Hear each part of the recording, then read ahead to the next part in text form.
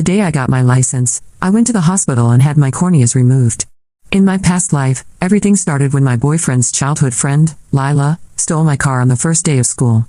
She ran red lights, killed a pregnant woman and an old man, then fled. But my classmates blamed me. When the police came, I swore Lila had been the one driving.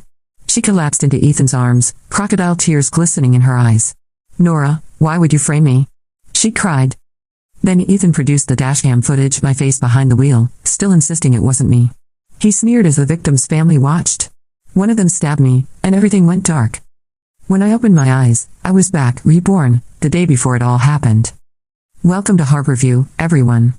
Lila's sweet, cooing voice echoed through the classroom. "Since I'm a local, I thought I'd play the good host and take you all to the mall tomorrow to pick up some souvenirs. My treat, a little welcome gift from me to you." The familiar words sent a tremor through me. I was back. The classroom erupted in praise. "Wow, Lila, you're seriously the best. Harborview's little princess. Lila, there are so many of us, that's going to cost a fortune." She just laughed, a picture of effortless generosity. "Don't worry about it. You've all come so far, it's the least I can do." Suddenly, all eyes turned to me. "Nora, the roster says you're from Harborview too, right?" I nodded, my throat tight. "Yeah. Welcome to our city." Lila's hand shot out, her fingers wrapping around my arm. "Nora, my car won't fit everyone. You just got your license, didn't you? Could I please borrow your car?" It was like being doused in ice water. My body froze as the memory of her request from my past life came flooding back. That was how it had started. She borrowed my car, blown through 18 red lights, and ended 2 lives. Then my entire class, my entire world, had turned on me, branding me a murderer. When the police came, I had screamed my innocence, but Lila's crocodile tears in Ethan's arms were more convincing. He had slapped me, shown the dashcam footage and sealed my fate before I even understood the betrayal. The victim's family delivered their brutal justice. The memory cut through me like a phantom pain. Before I could react, my purse was snatched from my hands. Ethan, my boyfriend, was already digging through it. He pulled out my car keys and tossed them to Lila. "Go ahead, Lila. Take it." The sight snapped me out of my trance. I lunged forward, snatching my bag and keys back. "Sorry," I said coldly. "I need my car tomorrow. You'll have to ask someone else." Ethan's face darkened instantly. "What could you possibly need it for, Nora? Just admit you don't want to lend it to her." "You're right," I said evenly. "I don't want to." "So what?" Lila's eyes welled up, a perfect picture of wounded innocence. "Nora, I don't understand why you hate me so much. I just wanted to do something nice for our new classmates. Why are you always targeting me?" Refusing to lend her my car was now targeting her. My classmates, of course, sided with her. "Come on, Nora, don't be so cold. Yeah, it's just one day. Why are you trying to hurt her feelings? She's never done anything to you." Then Ethan shoved me hard. "Nora, can you drop the spoiled princess act for 1 second? It's the first day of school and you're already bullying Lila." I stumbled back, my head cracking against a desk. Pain exploded in my skull. In my past life, his words would have broken me, made me question myself, feel guilty. But this time, all I felt was hatred. I forced myself to my feet, ignoring the pain, and swung my hand across his face. The sharp crack echoed in the stunned classroom. "You put your hands on me for her? Have you forgotten who pays for your tuition, Ethan? Who pays for your life, you ungrateful parasite?" My voice shook with rage. "We're done. Go protect your precious little sister." The word breakup seemed to stun him. His face went pale. "Nora, what are you talking about? Stop being dramatic. Lila is my sister, and you're supposed to be her future sister-in-law. It's only natural for you to look out for her. I was just trying to help you fit into my family." A cruel smile twisted my lips. "Do you really think I'm that stupid? Ethan, we are over. I don't need your family, and I don't need to take care of whatever the hell she is to you."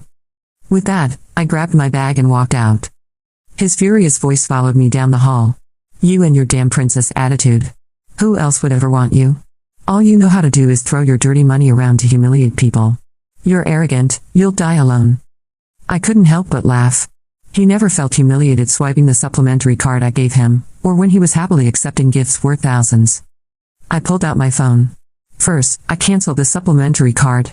Then I called a friend at the bank and asked her to print every single transaction he had ever made. If he felt humiliated by my money, fine, he could pay back every last cent of it. That night, I parked my car safely in the underground garage and let out a long breath of relief. Lila couldn't get to it now. But just as I was getting ready for bed, the hospital called. Miss Reed, we have the results of your eye exam. I had nearly forgotten. My vision had been blurry for weeks. Miss Reed, you have severe corneal detachment and retinal damage. The corneas will need to be surgically removed. The doctor's words hit me like a blow. We'll do everything we can to get you on the donor list, but the surgery needs to happen soon. The longer you wait, the harder it will be. That night, I didn't sleep a wink. By morning, my car was gone. Stolen. A chilling premonition crept over me. My hands shaking, I called the hospital. I've made my decision. Let's do the surgery today. I don't want to wait. Within hours, I was on the operating table. As the anesthetic spread, a strange calm settled over me. I looked toward the surgical camera and let a small, secret smile touch my lips. 5 hours later, I woke to a world of absolute darkness. Panic stabbed at me until my mother's voice broke through. Sweetheart, how are you feeling? Relief washed through me. I'm okay, Mom. It's just strange not being able to see. She hugged me tightly. It's going to be all right. In 3 months, you'll have the transplant and everything will go back to normal. But fate had other plans. That evening, when I was wheeled outside for some fresh air, the peace shattered. Nora, what are you doing here? You're a fugitive. The police were looking for you. Ethan's voice, furious, came from the darkness. Then Lila's voice, dripping with false pity, Nora, please don't make this worse. 3 people are dead. If you confess, we'll all plead for leniency for you. Hands grabbed me, dragging me to the ground. You ran my wife down. A man roared. She was pregnant, you destroyed my family. I screamed, I've been in the hospital all day. My car was stolen. But the mob didn't care. Ethan pointed at me. She bragged she'd run red lights for fun. I tried to stop her. She wouldn't listen. The grieving husband's hands closed around my throat. Because you're rich, you think you can play God with our lives? I want an eye for an eye. The wail of sirens pierced the chaos. Police swarmed the scene. But when they pulled him off, I felt a cold bite of handcuffs on my wrists. Miss Reed, the officer said coldly, your car was found at your residence. Dashcam and traffic footage show you behind the wheel. We have dozens of eyewitnesses. I shook my head wildly. That's impossible. It wasn't me. Then someone ripped away the gauze over my eyes. Gasps echoed through the crowd. Oh my God. She doesn't even have eyes. The gasp that spread through the crowd was like a physical wave, crashing against me and leaving silence in its wake. I sat there, restrained, blind, my world reduced to darkness and voices. The weight of their stares pressed down on me even harder than the handcuffs. She has no eyes, someone whispered, their voice trembling. Another voice, colder, snapped back. Do not let her trick you. It is all a show. These rich brats will do anything to escape punishment. The husband who had tried to strangle me cursed, but I could hear the uncertainty creeping into his tone. Even his grief was no match for what they had just seen. Officer, my mother's frantic voice broke through. My daughter was in surgery all day. She could not have been driving. Look at the hospital records. The police officer hesitated. Papers shuffled, radios crackled. Somewhere in the distance, Lila's sweet sobs painted a picture of innocence. She is lying. I saw her get into that car this morning, Lila cried. She has hated me since we were children, and now she is dragging all of us down with her. Do not listen to her. My mother shouted, desperation cracking her voice. The hospital can prove Nora was here. The officer gave a command, and I was hauled upright. Take her in. We will sort it out at the station. I wanted to scream, to fight, but my body was weak, my vision gone. I could only stumble forward as they dragged me toward the waiting car. The station smelled of stale coffee and despair. Every step echoed in my ears as I was guided into a cold room and shoved into a chair. Miss Reed, the officer began, his voice clipped and impatient, your vehicle was used in a hit and run this morning. Traffic cameras clearly show you behind the wheel. 3 people are dead. Why should we believe you were not driving? I gripped the edge of the metal table, my fingers trembling. Because I was in surgery. Ask the hospital. I was unconscious for hours. He slammed his hand down. Enough with the excuses. We have footage of you laughing as you ran those lights. The victims' families want justice, and they will have it. My chest tightened. How could there be footage? I had not been there. Unless someone had made sure there would be. Hours dragged by. I was left alone in the interrogation room, the air suffocating, my thoughts running in circles. I could hear faint voices through the wall, detectives speaking to Ethan and Lila. She told me she would do it, Ethan's voice said, heavy with false regret. She wanted to show off. I begged her not to. But she never listened to anyone. Then Lila's voice, soft and trembling. I love her like a sister, I really do. But she has always hated me. Maybe she thought if she scared everyone enough, they would stop praising me. Their lies twisted together like a rope tightening around my neck. By the time they brought me back to a cell, my hands were numb from clenching my fists. I was not going to beg. Not anymore. 3 days passed before I was released on bail. My family's lawyers fought tooth and nail, dragging every hospital record into the light. For now, it was enough to keep me from being locked away forever. But the damage was done. News outlets had already painted me as the reckless rich girl who killed 3 people for fun. Reporters hounded me when I stepped outside. Strangers spat at me. And worst of all, my so-called classmates, people who had once smiled at me, shared posts online about how they always knew I was rotten. Through it all, Ethan and Lila played their roles perfectly. The grieving brother and the heartbroken friend. They visited the families of the victims, crying on their doorsteps, begging them not to let anger consume them. Every appearance only made me look worse. On the 4th night, lying in my darkened room, I remembered the final moments of my past life. The stab of the knife, the rush of blood, the bitter laughter of betrayal. It had all started with my car. And once again, it had been stolen. I pressed my palms against my empty eyes. Even in this new life, fate was repeating itself. Unless I broke the cycle. I began with Ethan. The next day, I called the bank again and demanded the full printout of his spending history. The file was delivered in a thick envelope. I could not see the pages, but my mother read them aloud to me. Tens of thousands in restaurants, hotels, jewelry. All charged to my card. Every single cent that had come from me, dressed up as generosity on his part. Send it all to the press, I told my mother flatly. Every page. Let the world see what kind of man he is. But Nora. No buts. If they want to call me arrogant, fine. Let them choke on the truth. The scandal broke within hours. Headlines screamed of Ethan Clark, the noble boyfriend of Harborview's princess, who had been secretly draining her fortune for years. Photos of him flashing luxury watches, vacations with friends, even receipts for hotel stays with names that were not mine. His perfect mask shattered. I heard the fury in his voice when he called me from an unknown number. You think this will save you? You think anyone cares if I spent your money? You killed 3 people, Nora. No scandal will wash that away. My lips curled into a bitter smile. I will not go down alone, Ethan. If I burn, you will burn with me. He cursed, but the line went dead. Lila was next. I began digging, even from the confines of my house. My lawyers and a few loyal friends gathered evidence quietly. Bank transfers, whispered rumors, connections between her family and local officials. Piece by piece, a picture formed. She was not the innocent princess she pretended to be. She was a spider, weaving webs to catch anyone who got too close. And I was done being her prey. 2 weeks later, the families of the victims filed an official case against me. I was to stand trial. The courtroom was packed. The air buzzed with anger, pity, and morbid curiosity. The prosecutor painted me as a spoiled heiress who had never faced consequences. They showed the dashcam footage again, my face, my hands gripping the wheel, my laughter echoing. I sat silently, my sightless eyes hidden behind dark glasses. I could feel the hatred pressing in from every direction. When it was my lawyer's turn, he spoke clearly. Ladies and gentlemen, my client had her corneas surgically removed on the day of this accident. She was under anesthesia for 5 hours. It is medically impossible for her to have been driving. Gasps rippled through the room. Doctors were called to the stand, their testimonies unwavering. Records confirmed every detail. But the prosecution smiled. Even if she did not drive, whose car was it? Whose face is in the footage? Who else but Miss Reed could it be? The judge leaned forward. Miss Reed, do you have any explanation for this footage? My throat tightened. For a moment, I almost said no. Almost gave up. But then, a spark of fury ignited in me. Yes, Your Honor, I said, my voice steady. The footage is fabricated. And I will prove it. Gasps echoed again. The courtroom trembled with murmurs. And in that moment, I knew, this was only the beginning. The courtroom emptied slowly, like a tide pulling back. Shoes scuffed against tile, whispers trailed into the hall, and somewhere a reporter rehearsed a line that would make me sound monstrous or pitiable depending on how the wind blew that hour.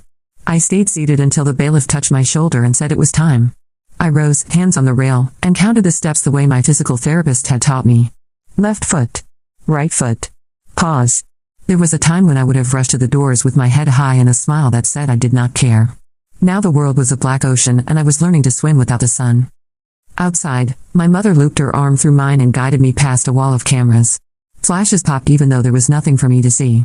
Jordan Park, my attorney, kept his voice low as he walked beside us. You bought us time, he said. Saying the footage is fabricated forces them to open chain of custody. But it also paints a target on your back. It was already there, I said. It has been there since the first day of school. He did not deny it. He only said, you were brave. Now we need proof. Proof. That was the word that had chased me from my first life into this one. Proof that I had not been the person behind the wheel. Proof that the dashcam was a lie.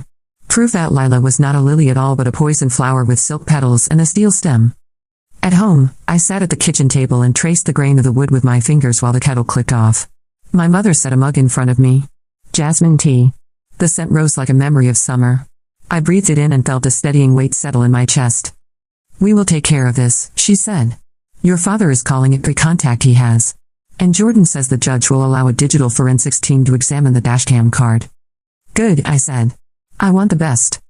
You already called her, Jordan said from the doorway. She is on the way. Dr. Maya Chen. Calm, relentless, and expensive. He made relentless sound like a blessing. In that moment it was. Maya arrived just after dusk. I heard the easy confidence in her stride, the little pause as she took in the room without meaning to, the way she set her case on the table and clicked open the metal latches. She greeted my mother and then me, and there was no pity in her voice, only focus. I know your case, she said. My team has handled dashcam tampering before. We will need the original card, not a copy. We will need to see the police transfer logs. And we will need a list of everyone who had access to your vehicle, garage, tools, or electronics in the last month. I can give you a longer list than you want, I said. Start with Ethan Clark and Lila Hart. Done, Maya said. The next morning, the judge signed an order. The prosecution stalled, then yielded. The dashcam and its storage card were delivered to a neutral lab under court supervision. I did not see the chain cross the table. But I heard the scratch of pens as people signed for it. I heard Maya say thank you in a voice like a steady hand on a scalpel. And I heard the door close after she left with the only object that could say the thing I had been saying since the sirens. It was not me. While Maya worked, I looked backward. Memory was all I had for sight and it did not always tell the truth, but it could still point. I called the underground garage and had them pull entry logs and camera records for the night before my surgery. I asked my mother to read me every name. There were dozens. Then there was one that made my breath catch. Rental SUV, I said. Read the plate again. My mother did, slow. Jordan had already asked a private investigator to start a quiet search. Within a day he called back. The SUV had been rented by a shell company owned by one of the contractors who bid on city maintenance jobs. The same contractor who had donated to a charity gala run by the Hart family last spring. I sat still. In the dark behind my eyes I saw the glimmer of silk and a smile sharp enough to cut. That night, the investigator texted Jordan a second update. The garage camera had caught a woman with Lila's height and gait stepping out of the SUV wearing a scarf and a baseball cap. She had walked straight to my parking bay with the ease of someone who had rehearsed. She had carried a small hard case. She had stayed exactly 6 minutes. She had left with her hands empty. Jordan told me all of it in the slow, careful tone people use when they are trying not to break a glass already cracked. He did not need to ask if I wanted to pursue it. I did not say a word. I did not need to. Maya called the next morning. The dashcam footage was unusual. The encoding pattern was off in a way that would not be obvious to most eyes. There were repetition artifacts in the sky, compression ghosts in the reflections on the windshield, and inconsistencies in the metadata that suggested the file had been transcoded and injected back into the card. In English, I said. Someone took another video, altered it, and spliced it in, she said. It is a deepfake that has been burned into the file and then written back to the card. Not impossible, but it requires intent and skill. There is also a strange mismatch in the system clock. It looks like the dashcam was synced to a phone that jumped time zones for a few minutes and then jumped back. The goal was to make the time signatures look legitimate to a casual check. Who would know how to do that? I asked. People who make money doing it, Maya said. And people who make money hiding that they pay people to do it. When I hung up, I put both hands around my mug until the heat edged into pain. The pain kept me here, in the present, instead of tumbling backward into that memory of my classmates pointing and whispering, Ethan saying I was cruel. Cruel, he had said, while swiping every card I had handed him. He called again that afternoon.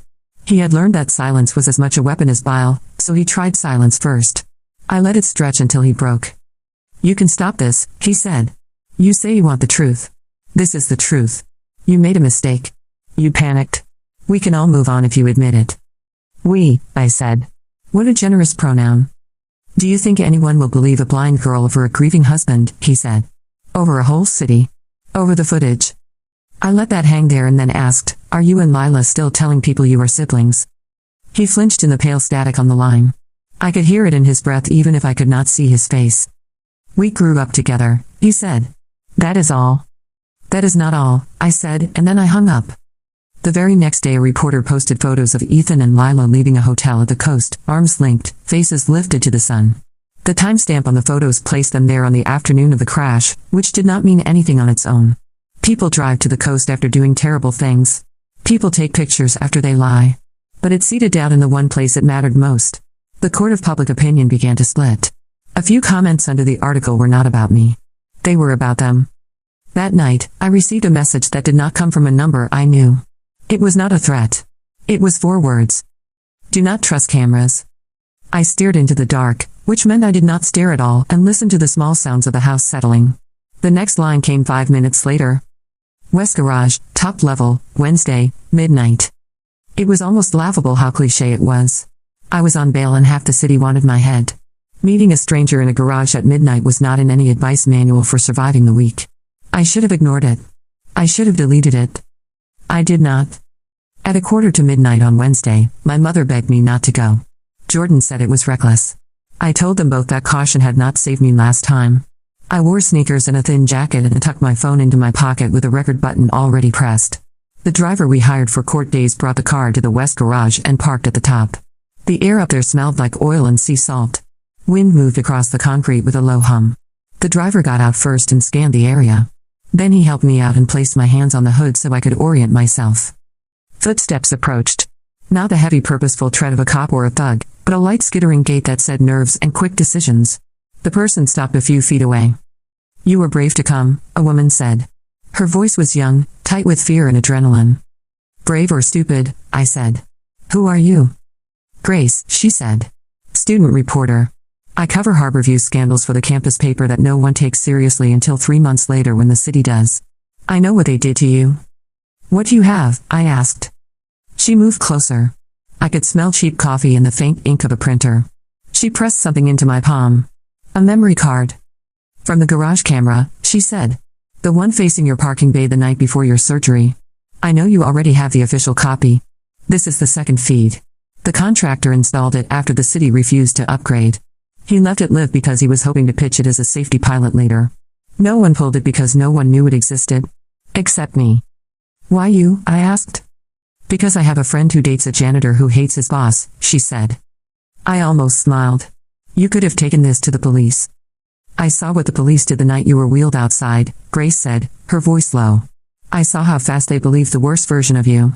I do not say you are a saint. I say the narrative was convenient. They will not examine a second feed if the first is enough to close the case. Is this enough? I asked. I think it is the thing that lets the right person find enough, she said. Then she backed up, footsteps quick, and the night swallowed her.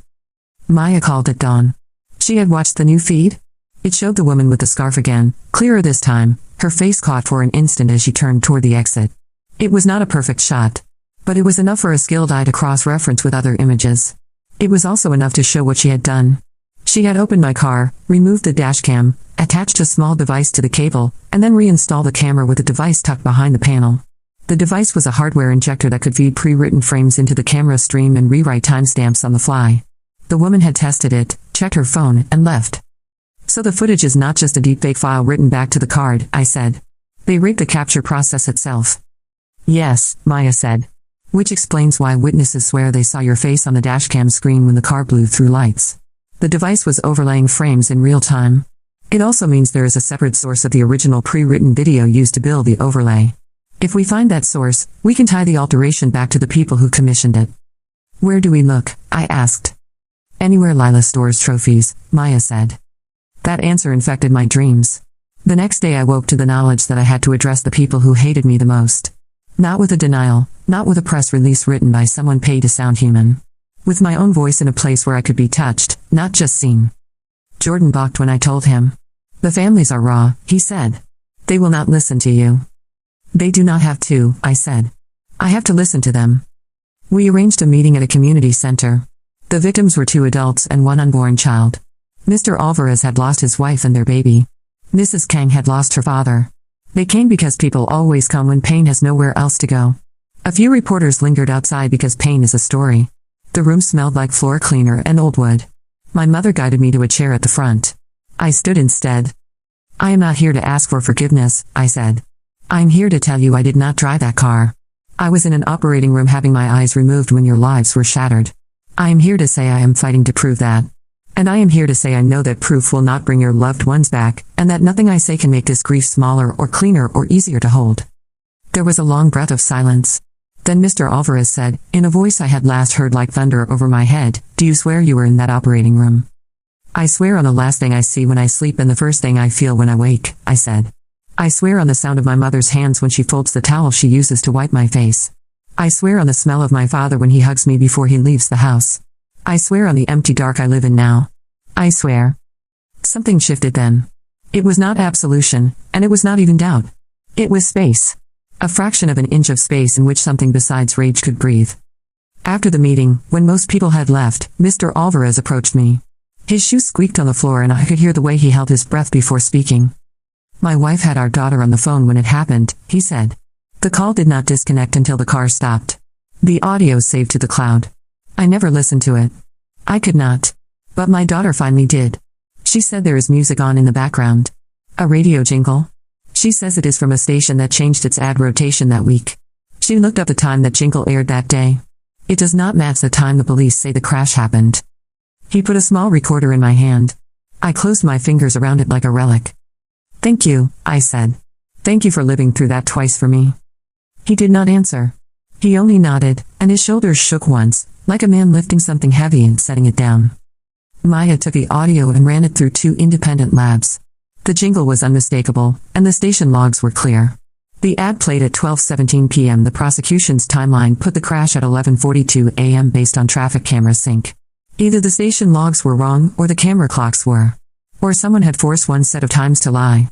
The labs also isolated a siren derivative in the background that matched a specific ambulance dispatch logged on the other side of town at 12:16 p.m., which narrowed the travel pattern of sound captured through open windows. The geometry of the city began to argue with the story that had been fed to it. Jordan filed motions. The judge agreed to an evidentiary hearing to review the new findings. The prosecutor tried to dismiss the audio as unreliable. Maya argued that clocks are only as true as the hands that set them. The judge asked for the hardware injector and the source video, as if it were simple to pluck a ghost from a wire. The prosecutor smirked and said if such a device existed, the police had not found it. Which was true. They had not found it because they had never looked behind the panel in my car where a woman with a scarf had tucked it. It took the investigator 2 hours with a flathead and a soft touch to pry open the right seam without leaving damage. He placed the device on a velvet cloth like it was a jewel. It hummed faintly when he powered it on, a hungry little sound. Maya smiled like a mathematician seeing a proof resolve. She traced the board, found the vendor ID burned into a chip, and named a black market broker who moved this class of hardware. The investigator cracked his address book. Jordan drafted a subpoena. It was messy and slow and lawful and also, finally, movement. The night before the hearing, Ethan showed up at my gate. He did not ring. He shouted. The neighbors turned on porch lights and licked their teeth at the thought of a show. "You think you can ruin me?" he yelled. "You think you can drag me down because you have nothing left?" My mother called the police, her voice steady. I stepped onto the front walk and stood behind the gate. The air smelled like cut grass and something sharp, maybe rain brewing. Ethan kept yelling until his throat rasped. Then he lowered his voice, which made it worse. "You are blind," he said. "You will never see the look on their faces when they stick you in a cell. You will never see me walk past you when I am free. You will never see Lila on the news when she tells the whole city how merciful she was to you." I listened. The thing about losing your sight is that you get very good at hearing the cheap tin and the liar. It sounds like a bad coin dropped on marble. It sounds like a smile that never reaches the eyes. "I do not need to see you," I said. "I have heard enough." A car turned the corner fast. Tires hissed on the curb. A door slammed. Lila called his name, breathless and sweet. "Ethan, come on," she said. "This is beneath us." He looked at her and for a thin sharp second, I felt a static in the air like a wire burning. Then he let her hook her arm through his and pull him away. I went inside. My mother pressed her forehead to mine and whispered, "Almost done. Hold on." Morning came, and with it a rain that made the streets smell clean. We took the back entrance to the courthouse. The hearing room was smaller, stripped of the theater of a full trial, but packed anyway. The judge sat like a mountain that had learned patience. Jordan laid out the sequence. The garage footage. The hardware injector. The audio jingle and the station logs. The ambulance siren and the geometry of sound. Maya explained how a device could overlay pre-written frames in real time and falsify internal clocks to match the desired timeline. The investigator testified about the rental SUV and the shell company and the contractor who danced at the Heart Charity Gala. When he said the word heart, the air changed. Not because anyone gasped, but because half the room inhaled without meaning to. The prosecutor cross-examined with cool disdain. Was it not possible, he asked, that the injector was installed by Miss Reed to make it look like someone else altered the footage? Was it not possible that the audio was from a recording saved days earlier? Was it not possible that the garage footage was a fake created by interested parties? He said possible until it lost its meaning and then said it again. Then he called his own witness. A cop who had handled the dashcam card on the day it was retrieved. The cop swore the chain of custody was clean. Swore the card had gone from glove box to evidence bag to lockup to lab without hands wandering. Jordan asked one question. Who had the keys to the evidence locker that day? The cop said the name. It was a name that connected to the contractor through a cousin and a betting account. It was a name that touched donations to the Heart Gala and old photos at the coast. It was not a nail. It was a hairline crack that had been waiting for a finger. The judge did not make a ruling that day. He said he would review and reconvene in 48 hours. He said he wanted the hardware injector traced to a purchase and the garage footage authenticated by a third party. He said he wanted the station to produce their server logs for the day of the crash. He said the word truth and made it sound like a piece of furniture they would drag into the room if no one brought it willingly. We walked out past cameras that now asked softer questions. Outside the building, a hand touched my sleeve. I am sorry, Mrs. Kang said, gentle and grave. When my father died, my first shape was rage. It blinded me. I heard you today. I do not forgive. But I will listen. Thank you, I said, because that was a gift, not a demand. At home, the house was quiet. I went to my room and closed the door and sat on the floor with my back against the bed. In the dark I saw the outline of a thing that was not a memory and not a hope. It was a plan. It had hinges and moving parts. It had a place for every piece we had gathered and one more space for the piece we had not yet found. I called Maya and asked if the injector could do more than overlay faces and alter clocks. She said yes. It could also record the signature of the phone it was paired with when the installer synced time. Even if the phone name had been wiped, the hash would remain. Can you pull it? I asked. Yes, she said. If I'm careful. She was careful. By midnight she had it. A hash that matched a device registered to a number used to confirm attendance at the Heart Gala 6 months ago. The number was in a text thread with Ethan. The name on the device contract was a cousin to the contractor. The web tightened until there was no way to breathe inside it without knowing who had spun it. I slept for the first time in weeks. Not long. Not deep. But real. When I woke, there was a final message from the unknown number that had sent me to the garage. They are going to destroy the source video, it said.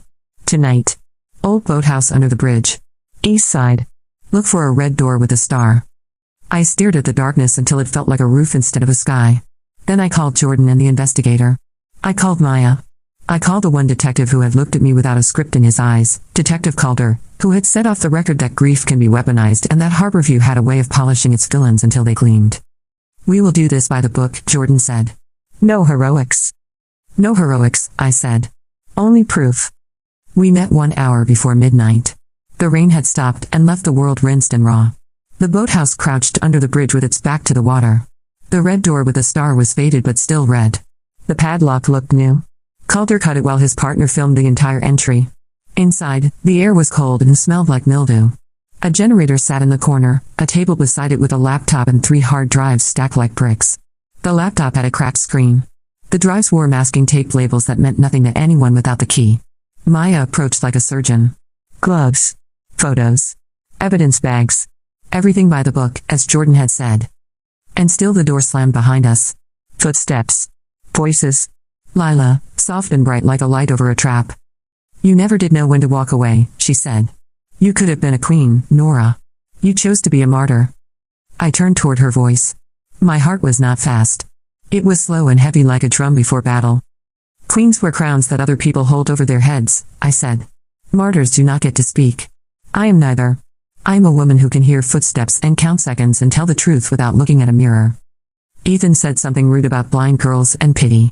Calder told him to be quiet. His partner read them their rights as if it were a bedtime story. Lila laughed once and it sounded like a glass slipping off a table and breaking on tile. Maya lifted one of the drives and held it like an egg. "This is it," she said. "The source. The same lane markings, the same sequence of traffic lights, the same sky artifacts baked in. It was recorded 2 weeks before the crash on a quiet morning with a stand and wearing a silicone mask. From here they built the overlay. From here they wrote the reality you sold." "No heroics," Jordan whispered. "We have what we came for. We walk out." We walked out. The night did not cheer. The city did not redeem itself in a flourish of violins. The bridge did not turn to gold. But the ground under my feet felt steady in a way it had not in months. Proof. Not a theory, not a suspicion. A drive with the lie still warm inside it. Back at the house, I sat again at the kitchen table while the kettle clicked off. My mother placed a mug in front of me. The steam rose like a blessing. I wrapped my hands around the heat and felt the future push against the present like a door that finally wants to open. "Tomorrow," Jordan said, "we move to suppress the doctored footage and introduce the source video. The judge will not be able to ignore it. We will ask for charges against you to be dropped and for a grand jury to consider charges against them." Maya added, "And I will testify to every frame. I will make the language simple enough that no one can hide behind ignorance." I nodded, even though I did not need to. The decision had already been made the moment I woke up in this life and realized I could change the script. I stood and felt the table under my palm, the tile under my shoes, the air in my lungs. The black ocean of my world did not recede. It did not need to. I had learned to swim. One more chapter, I told myself. One more climb. Then I would stand not as the rich girl who went too fast or the blind girl who begged for mercy, but as the woman who refused to let a lie grow roots in her name. The courthouse steps groaned under the weight of people. Reporters packed shoulder to shoulder, their microphones extended like a forest of spears. Flashbulbs cracked the air, though I saw none of it. All I knew was the pulse of sound, the way questions rushed like waves and then broke against the silence my lawyer and I carried with us. Inside, the air was cooler, heavier. The trial that had begun as a certainty, a spoiled heiress punished for the lives she took, was now a battlefield. The judge sat at the front like a stone figure carved to endure storms. On the left, the prosecution with their neat stacks of paper and sharpened fury. On the right, us. A blind woman who had been branded a killer, and the few who still believed in truth. The bailiff called the court to order. Jordan rose. His voice was steady, but beneath it I could hear the urgency of a man who knew history was being written in real time. "Your Honor, the defense moves to admit Exhibit 47, he said. A hard drive recovered from a property linked to the Hart family and authenticated by 2 independent labs. It contains the raw source video used to fabricate the dashcam footage presented by the prosecution." The room erupted. Shouts, gasps, the scrape of chairs. The judge slammed his gavel until silence returned. "Proceed," he said. Maya took the stand.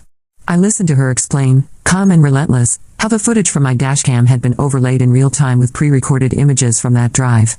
How a hardware injector installed in my car had fed the lie to every camera and every witness.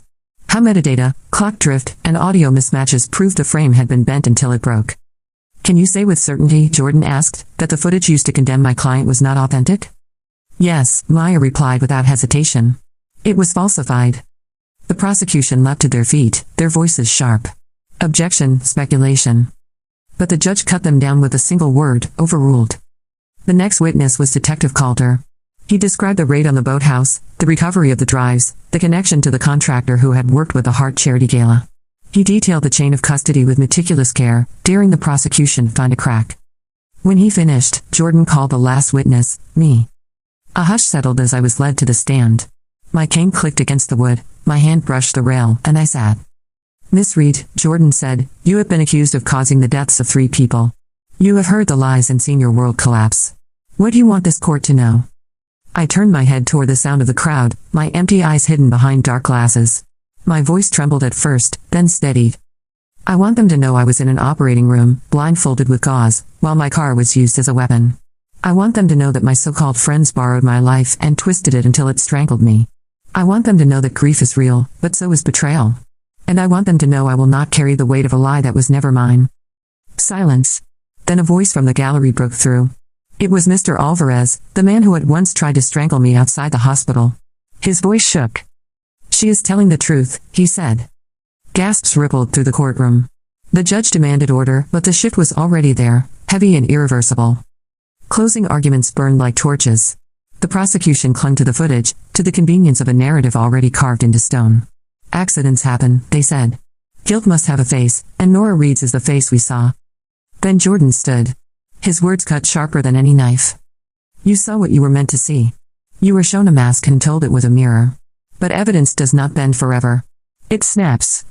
And when it snaps, the truth bleeds through. My client is not perfect. She is not gentle. But she is innocent. And no amount of false footage will change that. The jury deliberated for 2 days.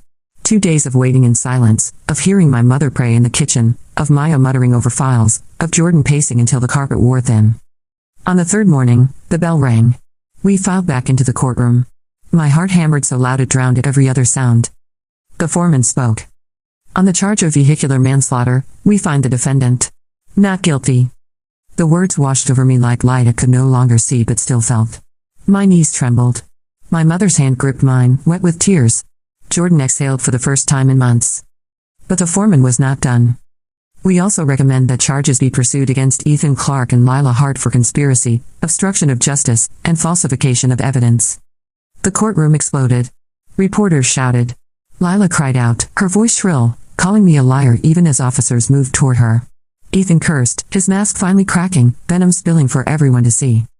The gavel pounded. The judge's voice thundered above the chaos. Bailiffs, take them into custody pending investigation. And just like that, the stage shifted. The spotlight that had roasted me alive now turned on them. In the weeks that followed, the truth unraveled in layers. The contractor confessed under pressure. Payment trails linked back to Lila's family accounts. Ethan's phone records tied him to coordination on the day of the crash. What had once seemed airtight against me now became a noose around their necks. I remained quiet. I gave no interviews. The world that had spat on me now begged for my words, but I let silence speak louder. I had nothing left to prove. 3 months later, I received the call from the hospital. Miss Reed, we have a match. A donor. The surgery was long. When I opened my eyes, light returned, not perfect, not as it once had been, but real. The first thing I saw was my mother's face, lined with worry and joy. You are back, she whispered. I smiled through tears. I was never gone. On the day Ethan and Lila were sentenced, I stood at the back of the courtroom. I did not testify. I did not need to. The evidence crushed them without my voice. They begged, they lied, they wept. But the world had turned. No one believed their tears anymore. When the gavel fell, I turned and walked out into the sun. My cane tapped the ground, steady and strong. I thought of the words Ethan had once screamed at me, you will die alone. I let out a soft laugh. Alone? No. I had my family. I had my name. I had my sight, in more ways than one. And as I stepped into the light of a world reborn, I knew I had rewritten my fate. Not a victim. Not a villain. But the author of my own truth.